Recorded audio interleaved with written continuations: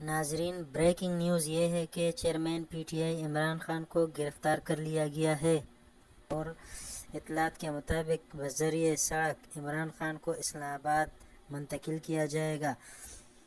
Session جج ہمایون دلاور نے فیصلہ سنایا ہے۔ توشہ خانہ کیس میں عمران خان کو 5 سال کے لیے نااہل کیا، 3 سال کی قید سنائی اور 1 لاکھ روپے جرمانہ سنایا گیا ہے۔ اگر 1 لاکھ روپیہ جمع نہیں کراتے تو پھر 6 ماہ کی مزید سزا ہوگی عمران خان کو۔ پولیس ذرائع کے مطابق اس وقت لاہور میں پولیس ہائی الرٹ ہے اور کسی بھی ناخوشگوار واقعے سے نمٹنے کے لیے تیار ہے۔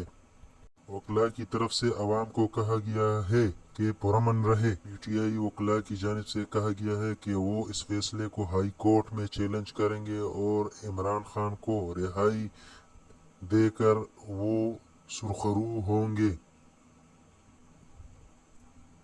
اور اس وقت ایک اور بریکنگ نیوز مل گئی ہے۔ سپریم کورٹ نے حکم دیا ہے کہ چیئرمین پی ٹی آئی کو 1 گھنٹے کے اندر اندر سپریم کورٹ میں پیش کیا جائے۔ اس لیے عوام کے لیے یہ بھی ایک بہت خوشی کی خبر ہے، اس لیے وہ پرامن رہے۔